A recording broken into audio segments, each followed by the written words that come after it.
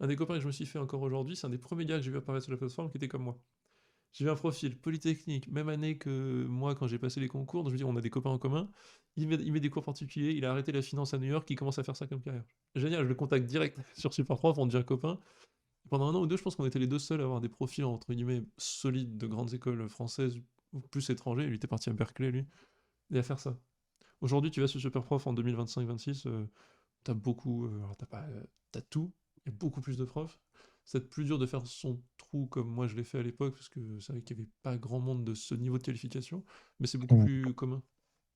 Et j'en suis très d'accord. content, je suis très content que ce métier se soit développé. J'espère que ça, j'ai mis la petite pierre aussi. J'ai rencontré pas mal de profs de Superprof qui m'ont dit, écoute, on a vu ton annonce, on a un peu copié quoi. Enfin, on a repris le modèle et on a développé pour montrer que c'est pas juste, j'ai fait des cours à 20, à 25 balles pour payer mes études, mais développer ta méthode pédagogique, les profils que tu cherches. Enfin, en tout cas, moi, assez vite, j'ai pu me permettre de choisir les profils, parce qu'au début, tu prends tout, hein, tu bosses, donc tu dis oui à tout, tu te fais de l'argent parce qu'il faut payer tes factures. Après, tu Ah développes oui, tes spécialités, et puis tu refuses des clients parce que t'as pas le temps, hein. Moi, j'ai un nombre d'heures fini dans la semaine, donc tu peux te permettre de choisir les profils qui t'intéressent plus, développer ta niche.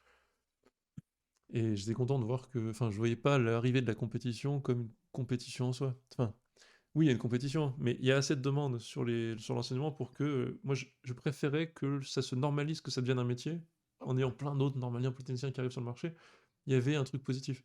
En fait, ça va rendre ce métier légitime, que tout le monde monte ses prix aussi, c'est très bien.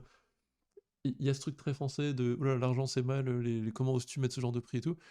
Écoutez les gars, certains avocats brillants qui le méritent font payer 500 balles l'heure ou le coup de téléphone. C'est ne remettre en cause le prof privé qui fait ça, c'est considérer qu'il y a certains métiers qui peuvent le faire et d'autres non. Je peux comprendre que des gens soient pas à l'aise avec. Moi, je force personne à me payer et je force personne à faire ce métier, tu vois.